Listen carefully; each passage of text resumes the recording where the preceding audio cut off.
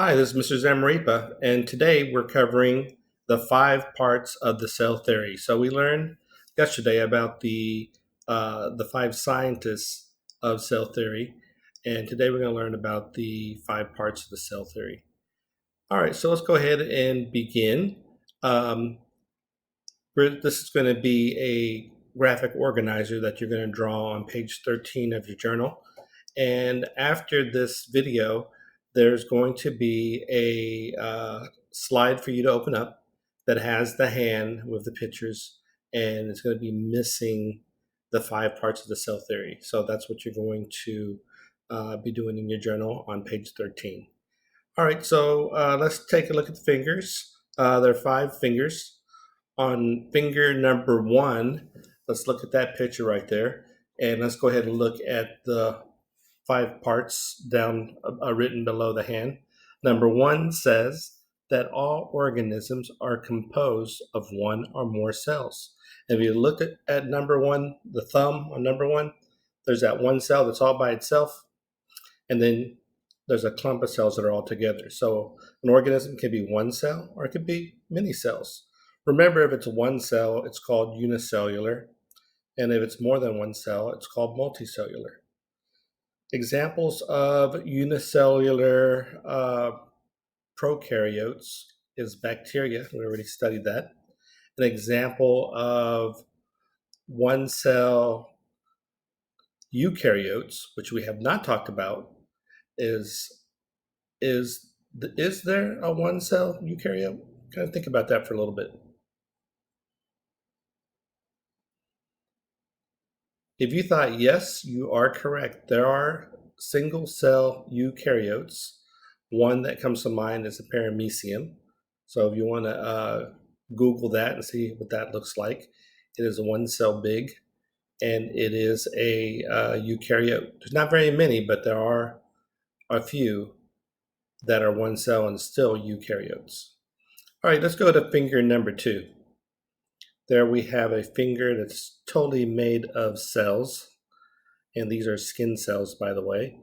And if you read number 2, it says the cell is the basic unit of living organisms. So basically, this finger is made out of cells. Your entire body is made up of 3 trillion cells. So think of them as Legos that stack upon each other to build different things in your body. And again, they are the smallest part of you, and they are the basic unit of you. So they are the basic unit of all living organisms as well.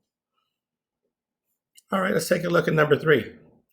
Okay, we all know that symbol stands for boy and girl. So what we're talking about here is reproduction. All right, so all cells come from other cells is our 3rd part of the cell theory. All cells come from other cells. Cells of your body came from the reproduction of your parents.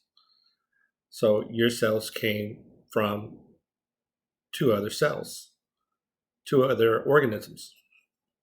So all cells come from other cells. So easy way to remember number 3. And if you look at number 4 and number 5, they're kind of got an odd color, and that's because we're going to talk about them tomorrow too. But let's focus on the ring on the 4th finger. And if you read the rule here, it says for number 4, every cell has a specific function within the living organism. And so if you look at that finger, that's mostly where us humans put our rings on. That's called our ring finger. So it has a function.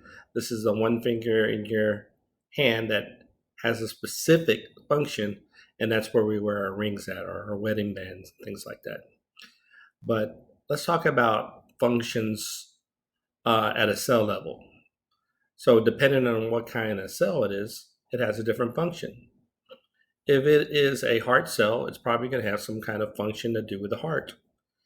If it's in the brain, then it's probably some kind of function that deals with sending thoughts. And If it's in your if it's in your blood, then it must be some kind of function, um, like carrying oxygen or carbon dioxide throughout your body.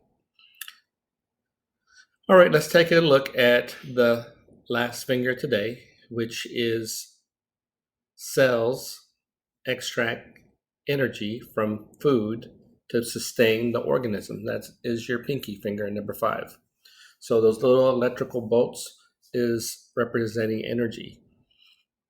Now, if you look at the picture, let's see if we can remember what all these are. Because simply, you would just need to look at your hand if you need to recall the 5 parts of the cell theory. So if you look at your thumb, it is, and hold your thumb up, it is that all organisms are composed of 1 or more cells. And you hold your second finger up, the cell is the basic unit of all living organisms. And the third one, hold your third finger up. All cells come from other cells. And now hold your fourth finger up. Every cell has a specific function within the living organism. It just depends what kind of cell it is uh, to see what function or what job it does. And let's hold up finger number 5 or pinky. All cells extract energy from food to sustain the organism. All right, that concludes the 5 main parts of the cell theory. And in just a few minutes, we're going to dwell on the 4th and the 5th rule just a little bit more. All right, we'll see you in the next presentation.